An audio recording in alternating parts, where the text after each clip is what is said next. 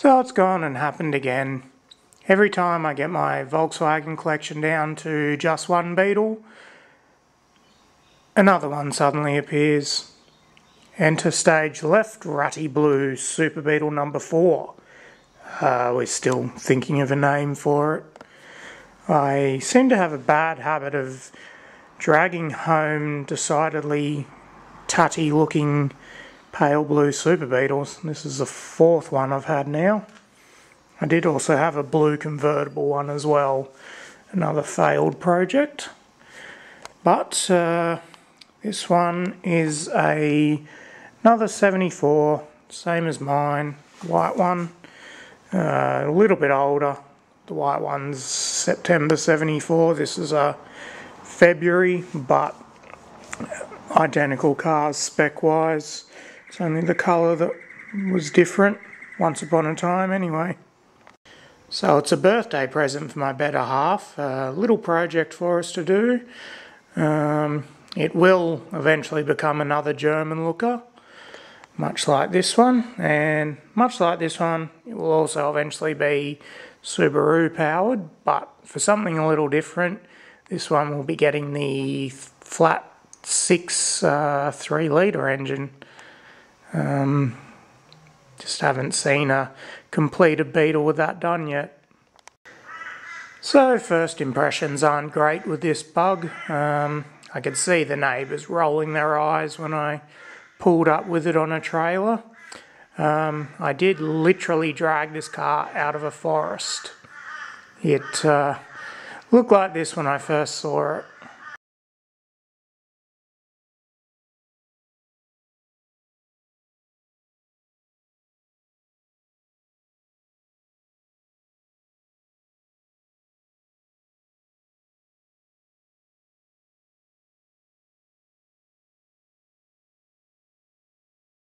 But despite appearances, it actually is really a diamond in the rough.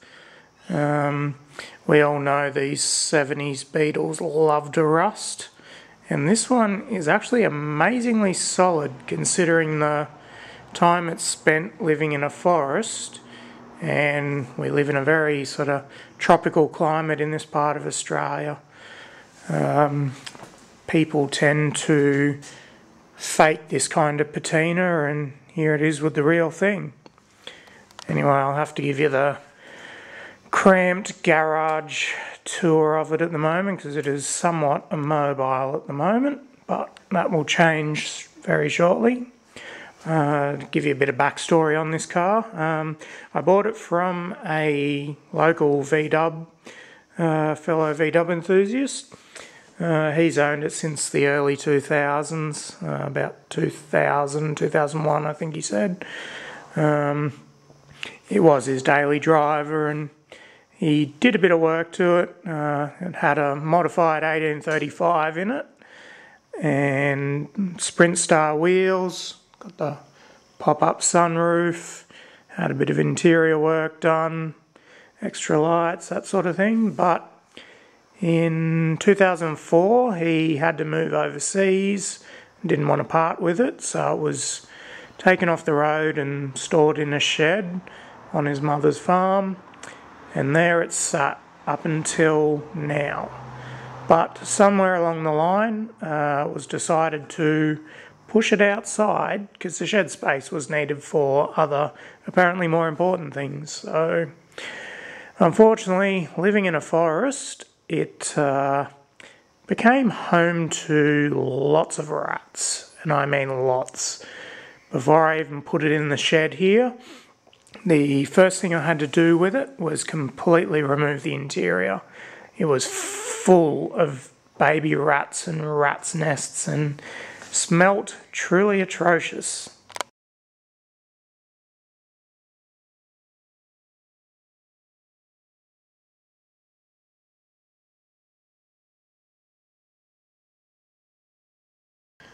He did put some Alfa Romeo front seats in it. I have saved them for now. They are somewhat rat-eaten, but they'll do for the moment. Rear seat's completely eaten as well, but that will be stripped down to a frame and reupholstered. And aside from that, I haven't touched this thing yet, but the important thing with this car is all the critical parts are nice and solid. The part that actually blows me away with this car is all the bolt-on panels are original. There's no evidence of ever having an accident. And the bolt-on panels are all in fantastic condition. Got a beautiful straight bonnet. No rust here where they go. All under here. It's lovely and solid. Let's see, hang on, need light on the subject. Not rusty in there. It even still has its cushion padding. Very rarely see that still in a Super Beetle. So no rust along the windscreen. Does have a minor bit down here, but that's pretty common. Even mine has a bit of rust there. Now don't get me wrong, this car does have rust issues, but pretty minor. Got a little bit of a hole here. Nice solid door. Nothing here. Good and solid under here. Little, no, it's just dirt. But look at that, lovely and clean. And the most important part of all on a 70s Beetle, death foam rot. The factory in their infinite wisdom sprayed this whole cavity full of expanding foam, which tends to hold all the moisture in there and rust them from the inside out. Nice solid deck lid. This car did have a minor fire with the previous owner. Did actually have one of these rain guards, but unfortunately it's melted with the fire. Got it, but clank. Has rather devoid engine bay. The only thing the owner wanted was the 1835 engine he built for it for his other project Beetle, but nice solid apron. Another guard. As you can see up in there, there's that damn foam. The rats have already started removing it for me on that side. Nice. Rustiest part of this car is this bumper bar. I've never seen one like that on a car that was not turned to dust. Really is something. That's going on the wall when it's done. Yeah, so got a small minor hole there. That's easy fixed. Another good guard. More solid C-pillar. No death foam rot there either. Did score a free deck lid with it as well. Nice and solid there. That's just a bit of surface rust. Another good door. Good fender, very flat tyre, and does have another little hole here, nothing too serious. Naturally with a project like this it will get new floor pans. These ones have been patched before and have a few holes, but look at this. Beautiful condition heater channels, pillar. Got a nice beautiful rust-free bulkhead. Another solid heater channel over there. And bugs often rust in this parcel tray, which I was kind of terrified that this one would be after having rats living in it. They tend to rust out. I do have a surface rust area there. There was a giant mouse nest just here. Or rats, I don't know. And they've peed all over the regulator and the whatever you want to call this panel. But it's only surface rust, no holes there. good wheel arches. You often see cars rotted out just here. Another interesting thing with this car, being a 74, it had an alternator from the factory with an external regulator, and someone went and converted it to a generator. Probably too expensive to replace a dead alternator sometime in the 80s or possibly 90s. Got a black cloth headliner, not actually in bad shape. I did rip out that section there. The mice had, or rats had shredded it. There's our pop-up sunroof. Amazingly, it doesn't leak.